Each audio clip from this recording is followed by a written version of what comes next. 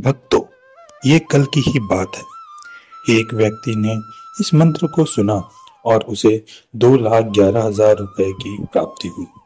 आपको बता दूं कि यह कुबेर देव का सबसे शक्तिशाली मंत्र है। जो भक्त इस मंत्र को सच्ची श्रद्धा और भाव के साथ सुनते हैं, उसकी किस्मत बदलने में बिल्कुल समय नहीं लगता।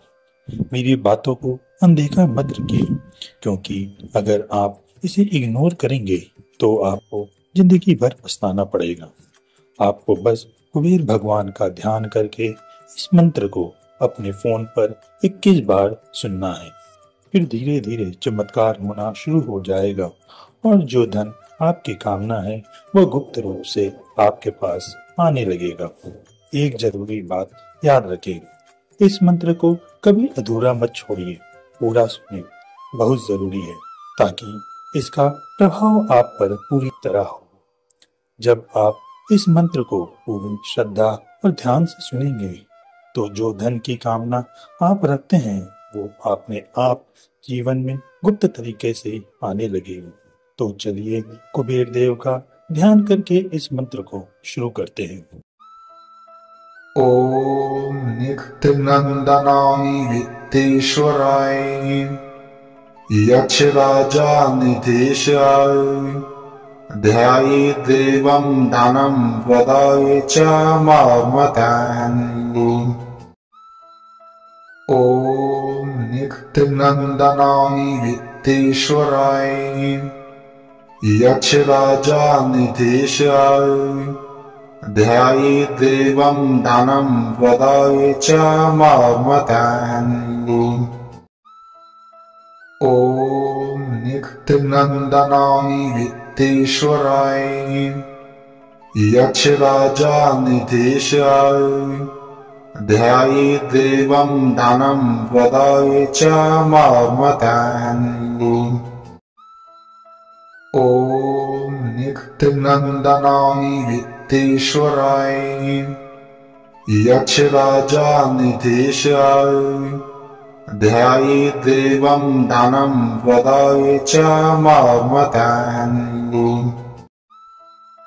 ओम नित्यनंदनाय वित्तेश्वराय यक्ष राजा निधेशाय ध्याये देवं दानं प्रदाय च मामतान्।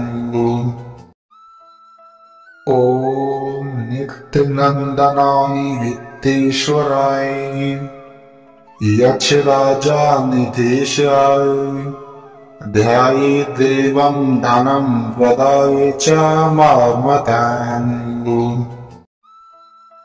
ओम नित्यनंदनाय वित्तेश्वराय यक्ष राजा निधेशाय ध्याये देवं दानं प्रदाय च मामतान्। ओम नित्यनंदनाय वित्तेश्वराय यक्ष राजा निधेशाय ध्याये देवं दानं प्रदाय च मामतान्। ओम नित्यनंदनाय वित्तेश्वराय यक्ष राजा निधेशाय ध्याये देवं दानं प्रदाय च मामतान्। ओम नित्यनंदनाय वित्तेश्वराय यक्ष राजा निधेशाय ध्याये देवं दानं प्रदाय च मामतान्। ओम नित्यनंदनाय वित्तेश्वराय यक्ष राजा निधेशाय ध्याये देवं दानं प्रदाय च मामतान्।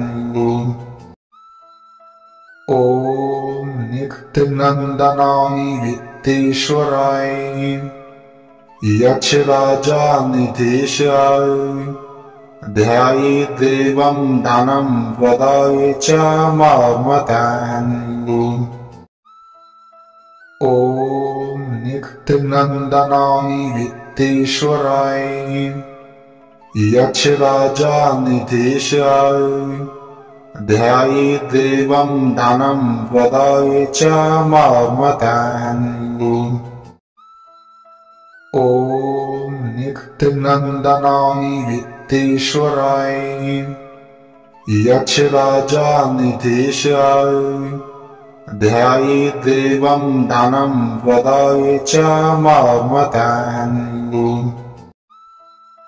ॐ नित्यनन्दनाय वित्तेश्वराय यक्षराजानिधीशाय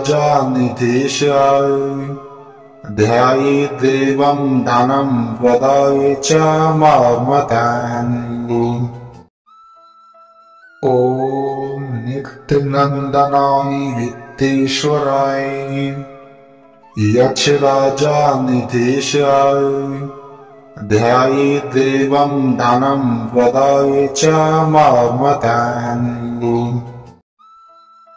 ॐ नित्यनन्दनाय वित्तेश्वराय यक्षराजानिधीशाय ध्यायेदेवं दानं प्रदाय च मामतान्।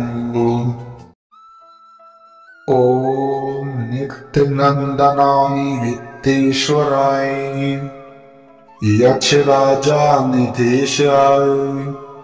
ध्यायेदेवं दानं प्रदाय च मामतान्। ॐ नित्यनन्दनाय वित्तेश्वराय यक्षराजानिधीशाय ध्यायेदेवं दानं प्रदाय च मामतान्। ॐ नित्यनन्दनाय वित्तेश्वराय यक्षराजानिधीशाय ध्यायेदेवं दानं प्रदाय च मामतान्। ॐ नित्यनन्दनाय वित्तेश्वराय यक्षराजानिधीशाय ध्यायेदेवं दानं प्रदाय च मामतान्। ॐ नित्यनन्दनाय वित्तेश्वराय यक्षराजानिधीशाय ध्यायेदेवं दानं प्रदाय च मामतान्। ॐ नित्यनन्दनाय वित्तेश्वराय यक्षराजानिधीशाय ध्यायेदेवं दानं प्रदाय च मामतान्। ॐ नित्यनन्दनाय वित्तेश्वराय यक्षराजानिधीशाय ध्यायेदेवं दानं प्रदाय च मामतान्। ॐ नित्यनन्दनाय वित्तेश्वराय यक्षराजानिधीशाय ध्यायेदेवं दानं प्रदाय च मामतान्।